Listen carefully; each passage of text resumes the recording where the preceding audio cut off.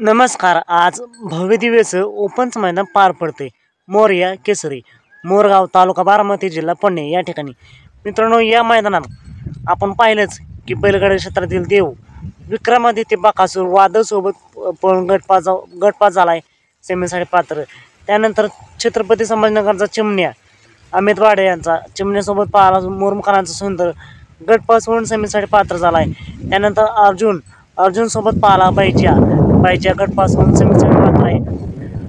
नक्कीच मित्रांनो, सर्वांनाच प्रश्न पडला आहे की बैलगाडी क्षेत्रातील प्रसिद्ध नामांकित विठ्ठलांना बोधकर हे नक्की कोणत्या मैदानात आहेत, कारण या मैदानात विठ्ठलांच्या नावाने चिठ्ठी पाहायला मिळाली नाही.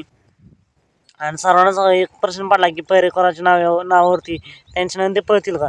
तर मित्रांनो, विठ्ठलांना आज आपल्याला दिसतील भुरकवडी तालुका खटाव, जिल्हा सातारा या ठिकाणी जे भव्यदिव्यचं बिनजोडचं मैदान पार पडतं. या मैदानात त्या मैदानात भोंगा पाहिलं का. तर मित्रांनो, अपडेट आहे की भोंगा पाहताना दिसेल, भोंगाची बिनजोड आहे. पण ते जे असे 100% समजू शकला की नक्की आहे का नाही. पण कुठेतरी चर्चा चालू की होईल एक शर्यत. आणि दिवाने मित्रांनो आजार आहे, त्यामुळे दिवाने पाहताना नाही दिसणार. तर नक्कीच भोंगाची एक लढत आपल्याला पाहायला मिळेल. त्याचे अपडेट नक्कीच आपण देऊयाच. तर चला तुम्ही भेटूया पुन्हा एकदा का नवीन अपडेट्स भन्नाट अशा नवीन व्हिडिओमध्ये.